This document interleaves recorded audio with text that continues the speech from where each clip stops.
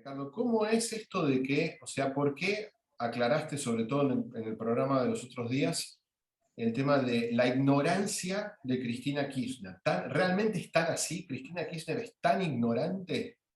Sí, hay veces que esto ha generado en mucha gente la preocupación si no estoy, digamos, tratándola y denostándola en lo personal. No, yo lo que digo es que hay un tema de desconocimiento de ciertos hechos, por ejemplo, en materia económica, que comentarios con esa rotundidad que ella los hace, dan lugar a una interpretación totalmente equivocada. Y yo creo que los dirigentes tienen que tener condiciones de liderazgo, pedagógicas, docentes.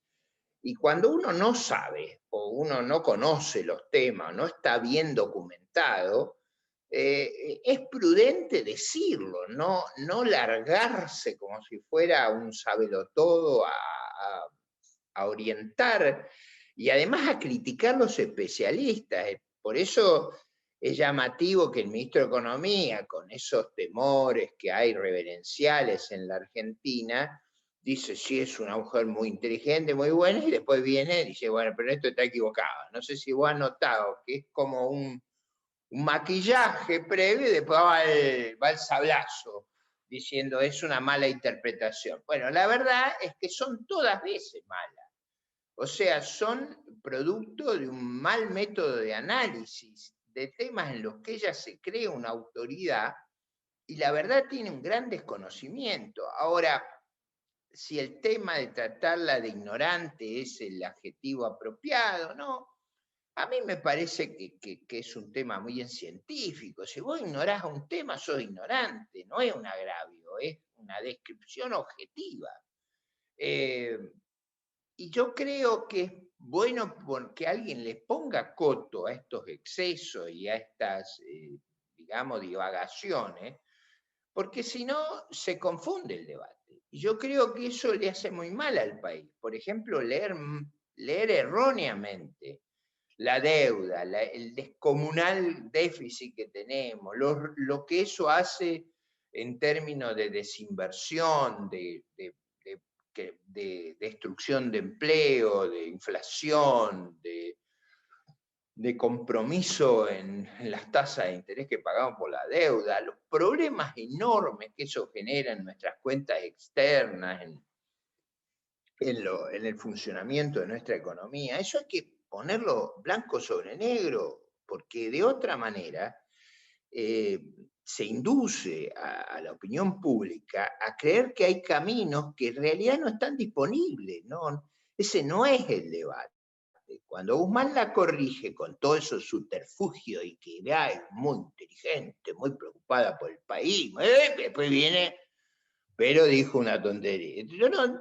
No hago ese circunloquio de elogios y de... Yo tampoco la agravio, yo digo, ignorante, y no es una expresión que yo creo trasciende el ámbito político, forma parte de un debate sano. En la sociedad argentina no tiene que haber pusilanimidad, hay mucho temor. Mucha gente me habla y me dice, pero usted no cree que lo pueden perseguir, pero digo, lo único que falta es que los que somos dirigentes, tenemos la responsabilidad, estemos atemorizados. Si nosotros estamos atemorizados, ¿qué le queda al resto?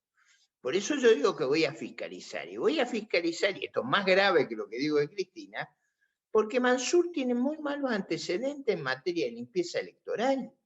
O sea, no estoy haciendo una acusación ligera, yo no sé si vos has percibido, pero hay funcionarios que han renunciado al gobierno por haber hecho denuncias a Mansur. O sea, es un personaje muy complicado.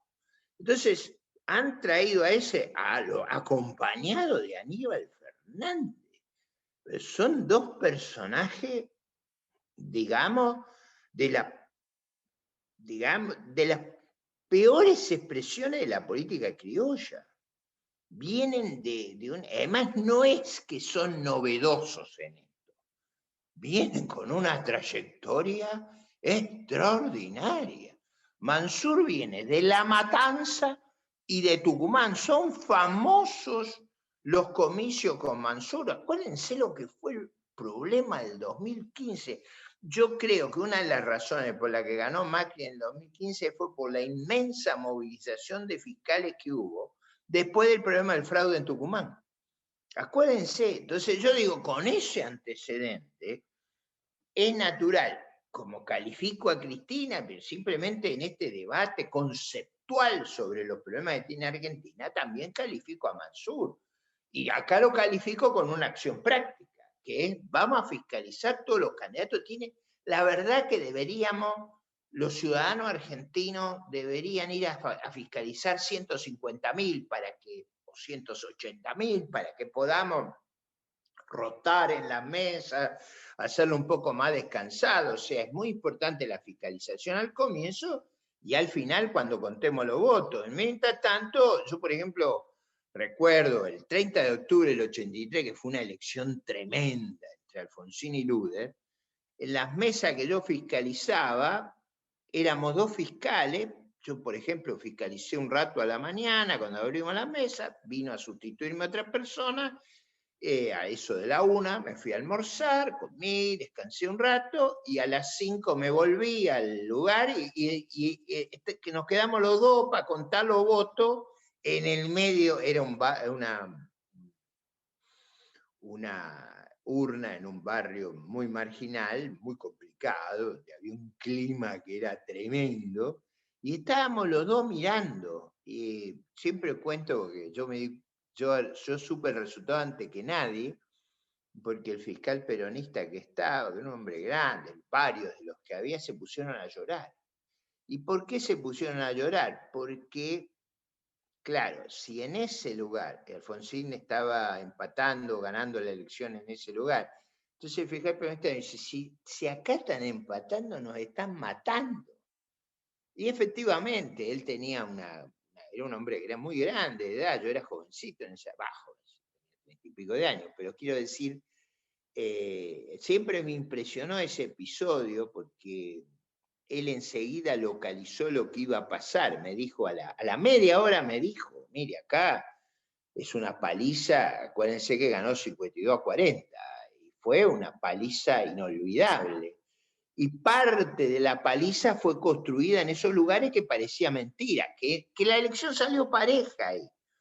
Bueno, pero ¿por qué no pudo haber fraude ese día? Porque había 2 fiscales por mesa en ese barrio, que era muy complicado. O sea, como hay un amigo que me decía cuando iba para ahí, dice, cuando llegas te palpan de armas, si no te dan una para defenderte. Era una cosa desopilante, pero digo, lo cuento como anécdota, eso pasó hace 38 años atrás, pero me da la sensación que esta es una elección muy importante y la tentación de estos personajes de hacer voto cadena, de hacer, pero van a hacer lo que no hay.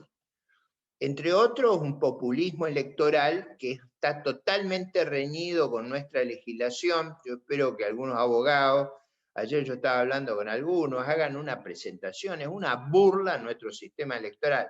Fíjate vos que todos nosotros estamos limitados en los gastos, no podemos pasarnos de $1 de los aportes, y el gobierno gasta como si hubiera un partido político VIP, que ellos están exentos de las normas. Y eso creo yo que es una de las tragedias de la Argentina contemporánea, el desprecio por las normas, esos comentarios del proxenetismo político, de decir, con más platita se olvidan de las fotos, se olvidan de las corrupciones, se olvidan de los desmanejos. Es una cosa, una degradación extraordinaria, que se junta con otra más peligrosa, que quiero aprovechar la grabación para dejar el testimonio por si acaso. Estamos perdiendo reserva a un ritmo estremecedor. No tenemos reserva prácticamente. Y siguen emitiendo y gastando como si fuera una orgía de populismo. yo tengo el temor de que tengamos un evento cambiario. Hay dos tipos de evento cambiario. Uno que no tengan más remedio que devaluar a los oficiales, y yo creo que lo van a poder controlar, pero lo que no se puede controlar a veces son los dólares marginales, porque es decir, el exceso puede llevar a que se abra la brecha. Yo no sé si vos te acordás que en octubre del año pasado, en un momento llegó a 195. Pensá vos, lo que es ese valor a hoy es aproximadamente 300 pesos. Le digo, para tener una idea del problema, el evento cambiario, si las cosas se desbocan, es que el número empiece con 3.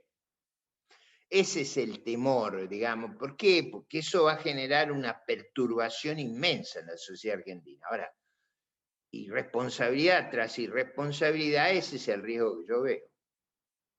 Ricardo, te hago una pregunta ya que estamos en esto. ¿Por qué te parece, cuál es tu opinión del por qué tantos periodistas, tantos otros políticos de la oposición no han salido a hacer mucho más hincapié en estos personajes macabros que han nombrado frente a los ministerios? ¿Cómo es posible que nadie haya salido todavía, como estás saliendo vos, a hablar de la ignorancia directa de Cristina Kirchner frente a un montón de cuestiones? ¿Cómo es posible? ¿Por qué no más gente sale a decir esto? Bueno, probablemente, a ver, tengamos una mirada benigna. Probablemente hay un gran cansancio de la competencia electoral previa. Yo también estoy cansado, o sea, yo hice un esfuerzo. El otro día la doctora Sandra Pita, la profesora, me decía que yo la había engañado a ella, porque ella no sabía que era 7 por 24 todos los días, no se podía dormir, que era un ritmo de campaña extraordinario, que dice, ella decía que estaba como en una cama de clavos, que no podía dormir nunca, que era una cosa tremenda. Y es verdad, o sea, más para un partido más pequeño como el nuestro, construido sobre la base de incentivos morales, no financiado como, digamos, nosotros no somos un partido digamos, de mercenarios, somos un partido construido muy recientemente con todas las debilidades, pero la fortaleza, es decir, mucha de nuestra gente espera un incentivo moral. Entonces, parte de mi resiedumbre que a vos te llama la atención es para mantener ese estado de ánimo. Yo le he visto a la doctora Sandra Pita con un problema, que ahora está internada, con un problema en el hombro, salir a militar, digamos, por las calles, digamos, con unos dolores que no dormía. O sea, esto te pone en unas condiciones muy extremas a veces. A mí me da la sensación que es verdad que para mucha gente yo represento quizá un estilo muy antiguo en política, pero que no es tan adecuado a lo que ha sido la política moderna, pero es ir a los temas sustanciales, no participar en muchas bromas. Vos viste, yo no hago ese tipo de, sino que el discurso es muy sobre críticas y propuestas, y yo todo el tiempo tengo propuestas. Por ejemplo, me he pasado todos estos días hablando de cómo tendría que ser, en vez de las propuestas disparatadas del gobierno, una buena reforma impositiva, una reforma que baje los costos de la inversión, que multiplique la inversión privada, y cómo tendría que ser la imposición, los impuestos sobre el trabajo y la regulación sobre el trabajo para que se expanda la economía, y esa expansión permita que la economía salga no con este fenómeno inflacionario, sino ampliando la cantidad de recursos, las oportunidades, el empleo. Es verdad que las encuestas dan que la gente quiere emplearse en el sector público. Bueno, ¿por qué quiere emplearse en el sector público? Porque creen que van a poder vivir de lo demás, pero eso es una tara que nos han metido, que nos hace mucho daño. El Estado redistribuye. Si no existe el sector privado, si no existe quien pone el dinero, los impuestos, los recursos, los otros no pueden vivir. Es decir, la gente quiere ponerse al lado de lo... Es decir, claro, ve el ejemplo de los kirchneristas que se hacen ricos, que viven de runga todo el tiempo, y dice, esta es la clave, pero no es la clave, eso es un disparate, nos empobrecemos por ese lado. Entonces, ese es el punto que a mí me preocupa. Yo diría,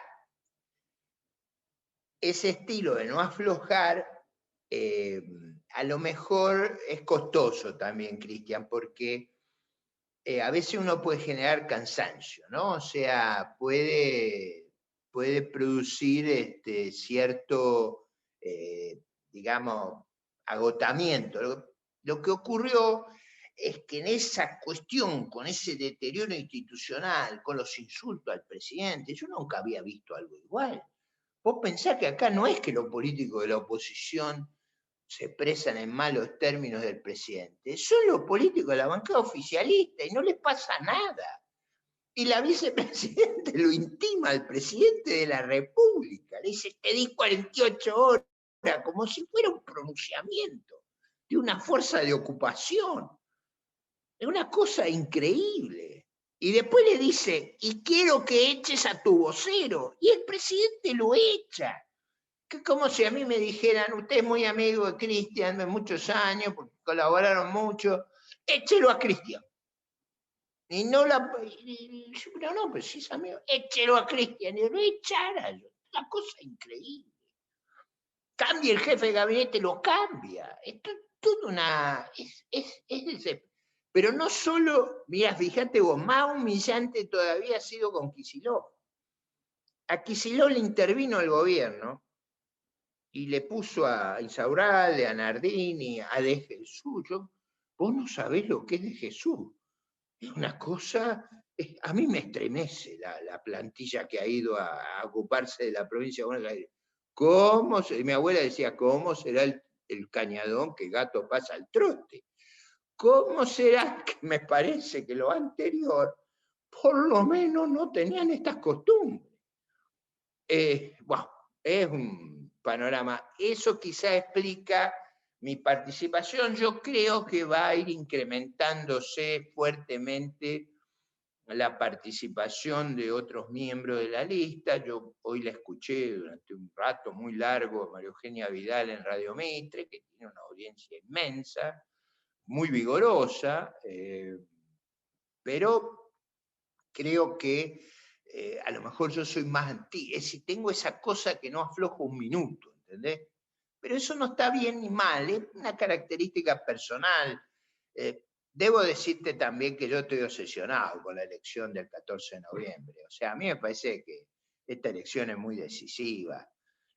No se pueden salir ellos con la suya, no pueden revertir. El resultado no lo pueden revertir. Es decir, por las buenas no se puede revertir. Entonces yo me temo que las malas artes pueden estar. Entonces estoy con esa preocupación de mantener el ánimo a la fuerza propia. A ver, yo estoy arengando mucho a nuestra gente para que no se confíe, para que no crea que ya lo tenemos, no den por ganada la elección. Esta gente es bravísima.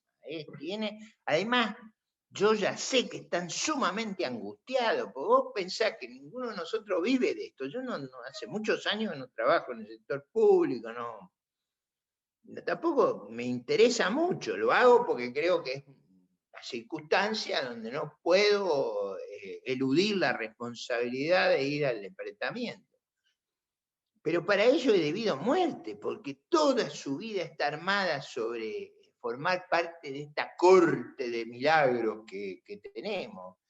Y Cristina tiene además otro problema que todos conocemos. Entonces, van a luchar con todo y yo creo que no tenemos que aflojar. Por eso a lo mejor me ves con una participación muy agresiva, pero ahora creo que me parece que por el estilo, por la forma que tienen los otros, van a empezar a aparecer mucho más de una manera más matizada. Por ejemplo, yo reconozco que yo nunca hablo ni de mi nieto, ni de mi mujer, ni de mi vida familiar. Yo hablo de cuestiones de las políticas públicas. O sea, mi vida, los otros hablan más de esas cosas y bueno, quizás son más entretenidos que yo. También es cierto que me ganaron la primaria. Ricardo, te hago una pregunta última.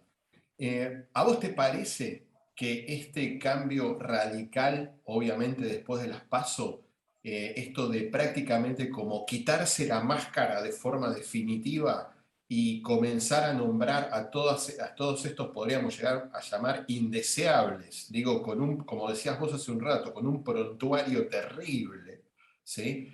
Es como una especie de decir, bueno, ya estamos jugados completamente, pues ya sabemos que no hay vuelta atrás, ya sabemos que realmente, objetivamente, no hay forma de revertir esto.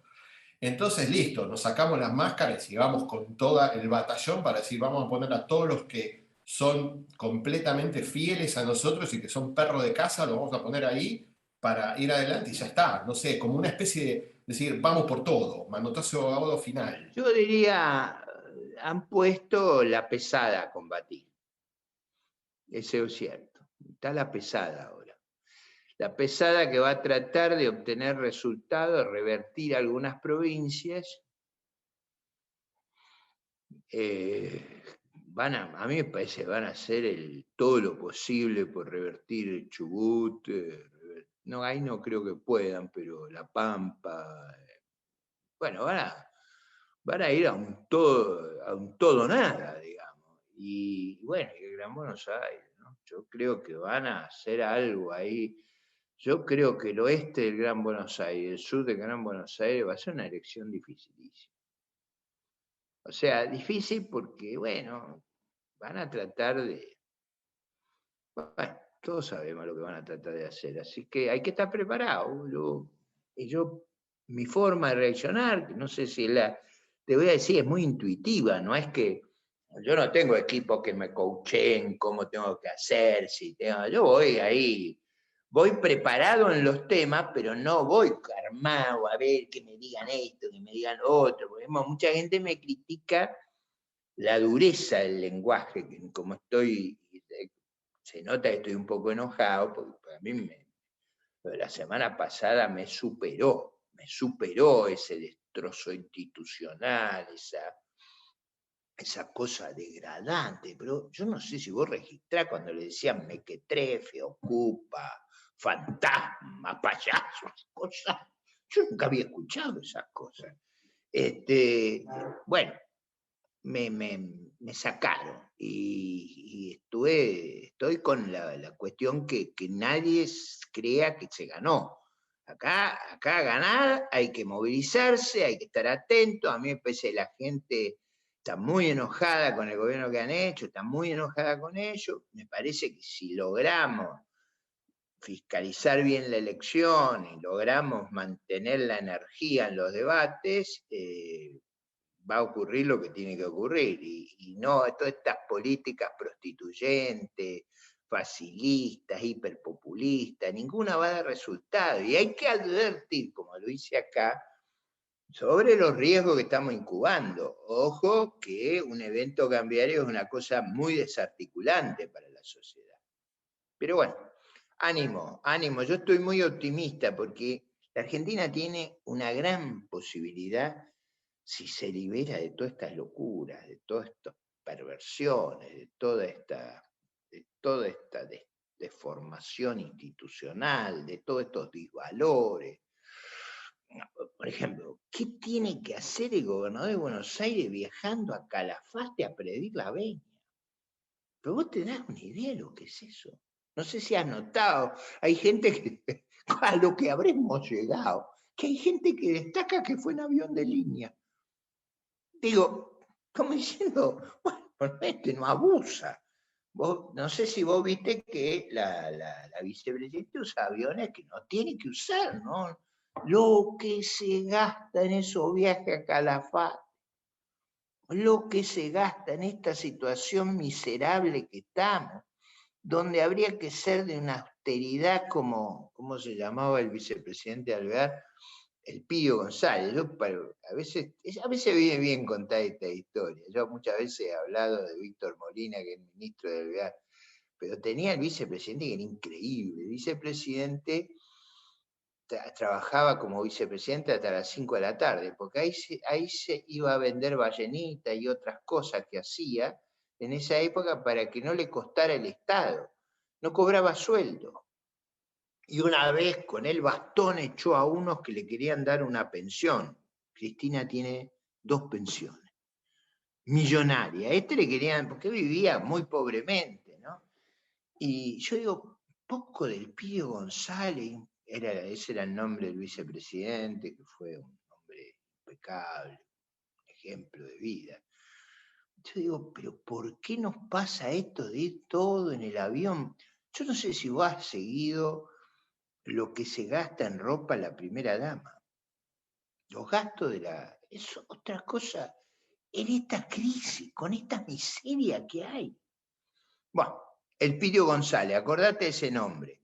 Y lo digo, yo siempre digo porque dos personas extraordinarias de nuestra historia, bueno, presidente Alvear, pero Víctor Molina, que era el ministro de Hacienda, y el Pidio González, que era el vicepresidente. El Pidio González fue una figura extraordinaria en el ascetismo.